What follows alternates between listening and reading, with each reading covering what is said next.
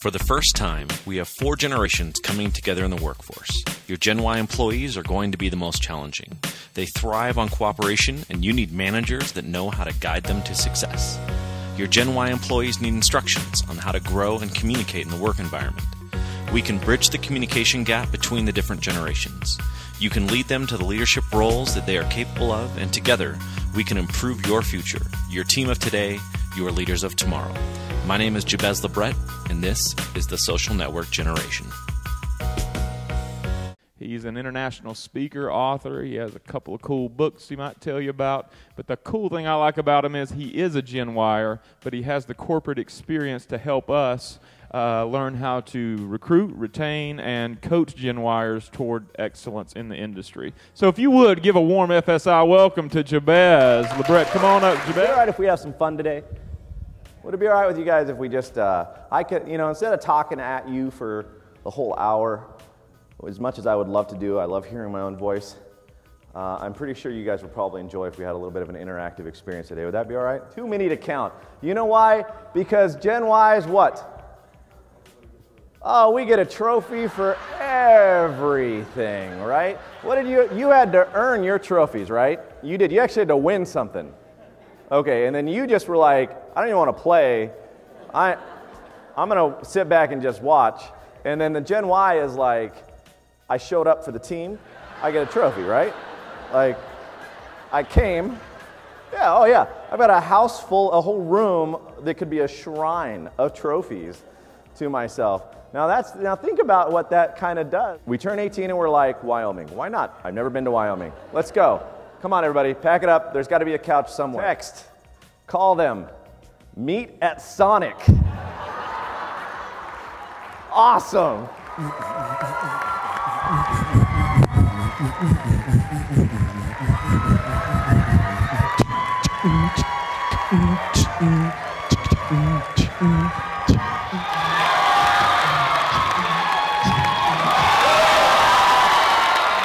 There's no question there's communication differences across all the generations.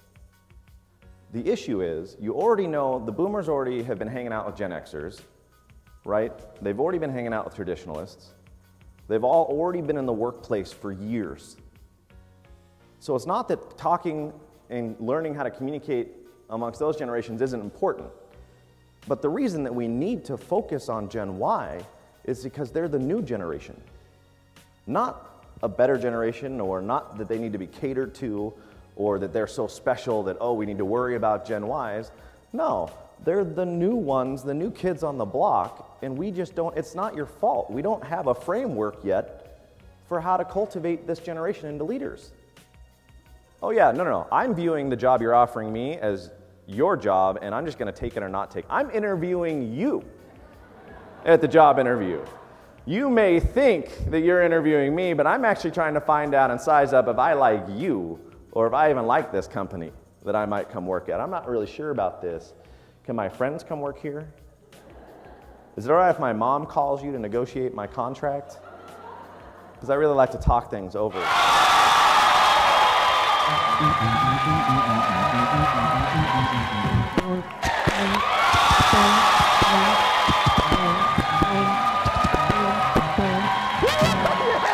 Seconds! She got one in 30 seconds. See, he's a Gen Xer, so he's going to not try to venture out too far and study his environment and then adapt to it as he goes. He's actually fitting into the mix perfectly. I remember my parents asking me what house we should buy. I was like 8. I remember sitting down at the dinner table and I was like, all right, let's talk about this. Okay, so tell me about the neighborhood. Are there any other kids? Where's the closest park? Can I go to that park by myself? These are all the important things, right? Because when I'm growing up, my parents want me to know that it's okay that I have a voice and that I can be in charge. So what do I do when I get to work? Right? Yeah, absolutely. I start talking. I won't shut up. My opinion matters every time, in every situation. And clearly you're asking me because you just said I should do something. So if you suggest that I should go do a task, you must be asking my opinion for how the task should be done, right? Of course, you want me to make things better, right? Well, that's where I'm coming from.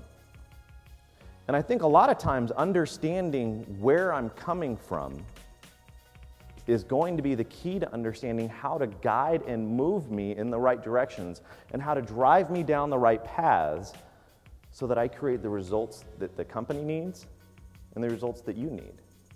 Because we feel like we can just come in and start being a part of all the big stuff. And they sat back and they earned it. They put time in. I showed up yesterday and I'm like, I've got a 16-point review of how we can change our acquisition process. I'd like to sit down with the CEO or senior VP sometime this week, if we can get that on my calendar. I ended up getting the job as an elf, and sure as Sunday, I had to wear these bright yellow tights that were like, I have a newfound respect for women and the whole like dress and tight situation, because it's miserable. No question about it. One day, Santa was sick, and I was the only other male that worked in all of Santa's lane. And so they're like, Jabez, go upstairs, put on the Santa costume, you are going to be Santa Claus. And I was like, promotion! I was like, woo! I was like, yeah! And we need to learn how we're going to adapt our previous management styles and communication and leadership paths to this newer generation. Because just like every other generation along the way, they don't respond to the same motivations that the generation before them did.